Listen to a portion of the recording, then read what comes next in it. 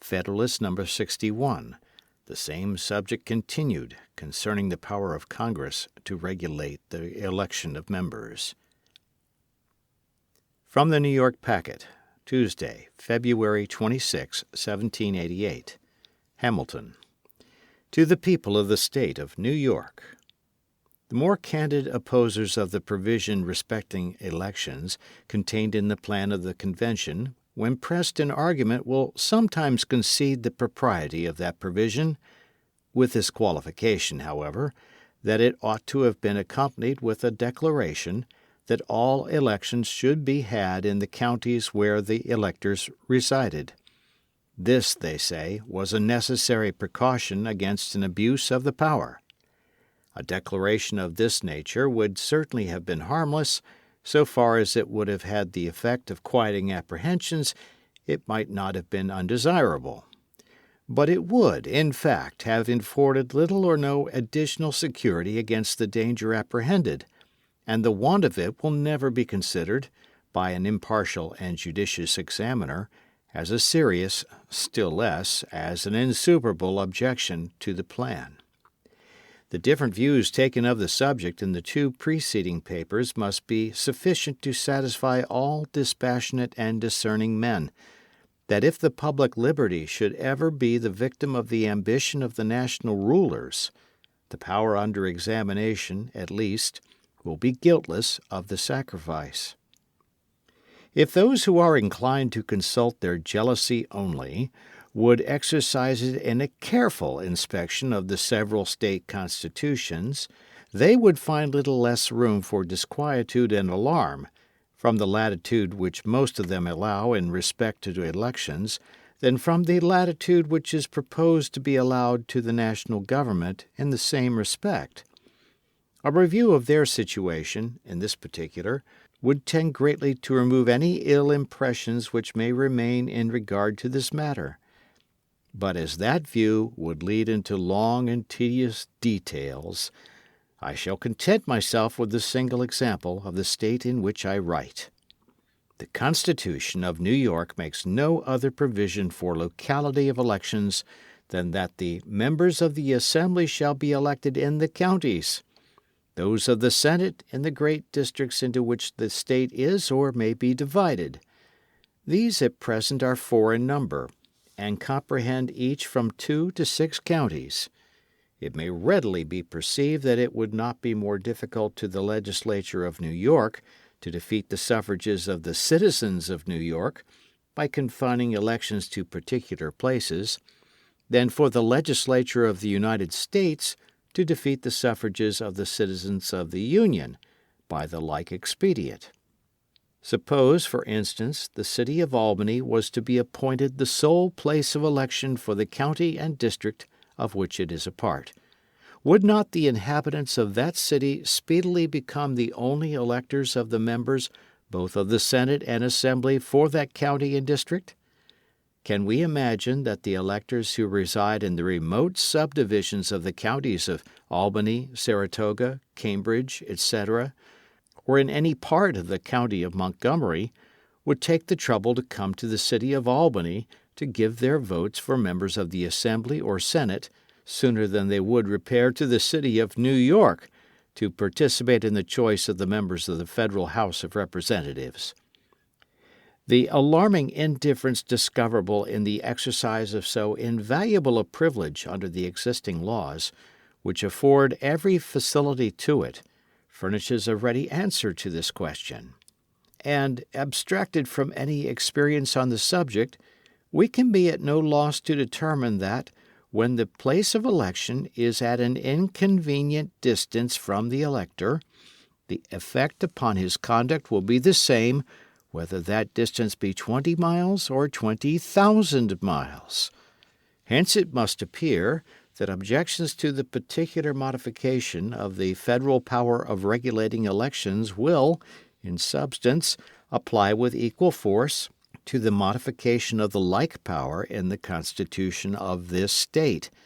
and for this reason it would be impossible to acquit the one and to condemn the other.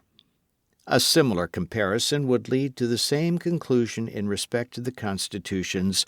of most of the other states. If it should be said that defects in the state constitutions furnish no apology for those which are to be found in the plan proposed, I answer that as the former have never been thought chargeable with inattention to the security of liberty, where the imputations thrown on the latter can be shown to be applicable to them also,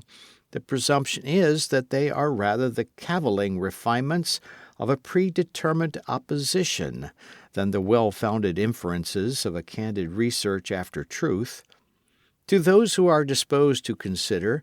as innocent omissions in the state constitutions, what they regard as unpardonable blemishes in the plan of the convention, nothing can be said,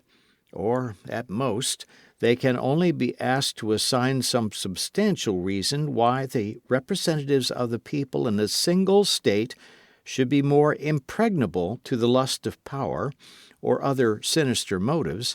than the representatives of the people of the United States. If they cannot do this, they ought at least to prove to us that it is easier to subvert the liberties of 3 millions of people with the advantage of local governments to head their opposition than of 200,000 people who are destitute of that advantage. And in relation to the point immediately under consideration, they ought to convince us that it is less probable that a predominant faction in a single state should, in order to maintain its superiority, incline to a preference of a particular class of electors, than that a similar spirit should take possession of the representatives of 13 states, spread over a vast region, and in several respects distinguishable from each other by a diversity of local circumstances, prejudices, and interests.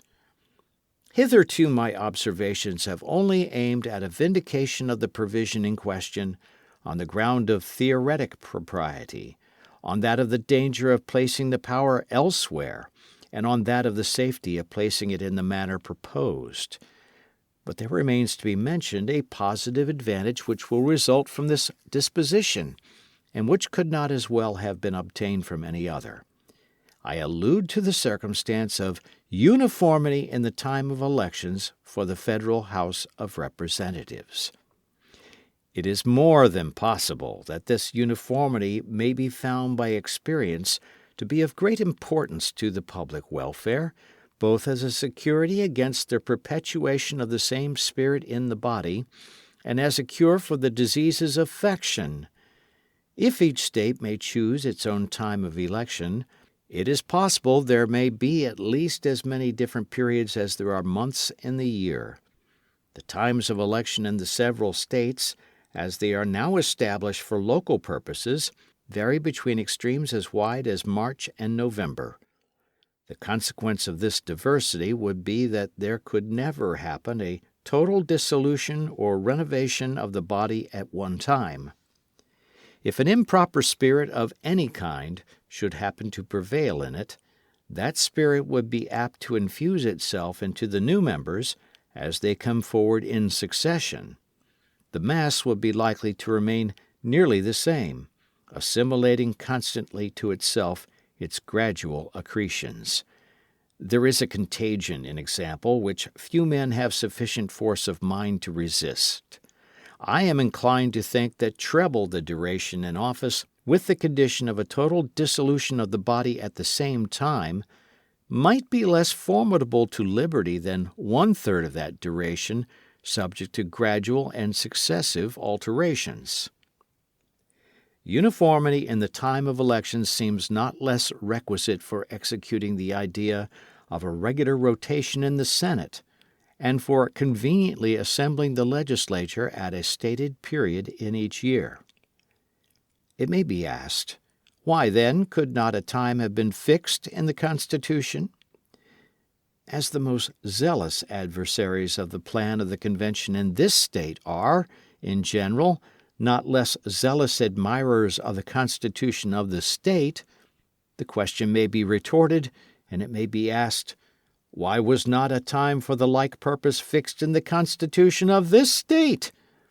No better answer can be given than that it was a matter which might safely be entrusted to legislative discretion, and that if a time had been appointed it might, upon experiment, have been found less convenient than some other time. The same answer may be given to the question put on the other side, and it may be added that the supposed danger of a gradual change being merely speculative, it would have been hardly advisable upon that speculation to establish, as a fundamental point, what would deprive several states of the convenience of having the elections for their own governments and for the national government at the same epochs. Signed, Publius.